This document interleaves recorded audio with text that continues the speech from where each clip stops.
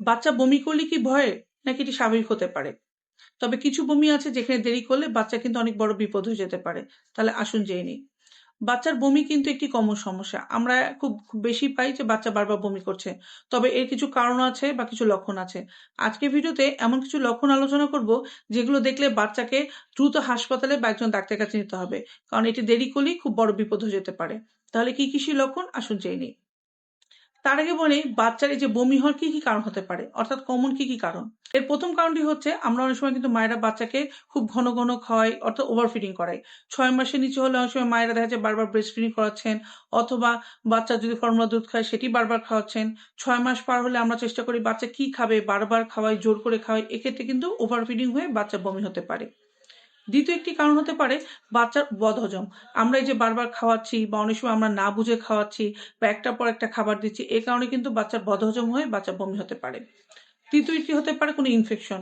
সেটি হতে পারে বাচ্চার প্রস্রাবে ইনফেকশন, অথবা কোনো ভাইরাল ইনফেকশন। অনেক সময় দেখা যায় পায়খানা হচ্ছে সাথে বাচ্চার বমি হয়, সেটাও হতে পারে।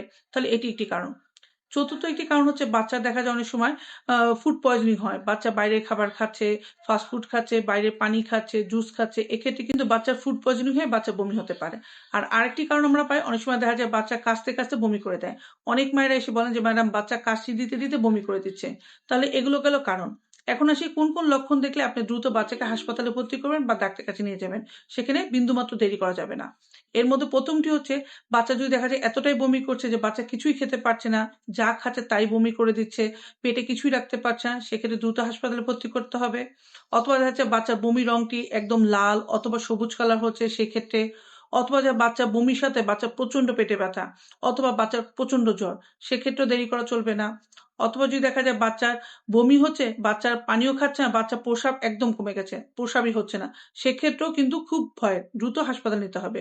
আর কোনো কারণে দেখা যায় যে বমি হওয়ার কারণে বাচ্চা হঠাৎ করে অচেতন হয়ে পড়ছে, বা বাচ্চা খিঁচুনি শুরু হয়ে গেল, বা বাচ্চা অস্বাভাবিক আচরণ করছে, সেক্ষেত্রেও কিন্তু দ্রুত হাসপাতালে ভর্তি করতে হবে, আর দেরি করা চলবে না।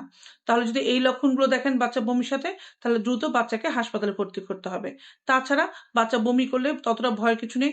কারণগুলো চিন্তা করতে হবে, এবং বাচ্চাকে প্রতিবার বমির পর অবশ্যই পানি খাওয়াবেন, সাথে খাবার স্যালাইনটি পরিমাণ মতো নিয়ম মতো খাওয়াবেন। এবং ভিডিওটি ভালো লাগে শেয়ার করে দিতে পারেন, অন্যান্য মারা জানবে, উপকৃত হবে। আর তারপর আপনাদের কোনো প্রশ্ন থাকলে আমাকে করতে পারেন, আমি উত্তর দেওয়ার চেষ্টা করব। ধন্যবাদ।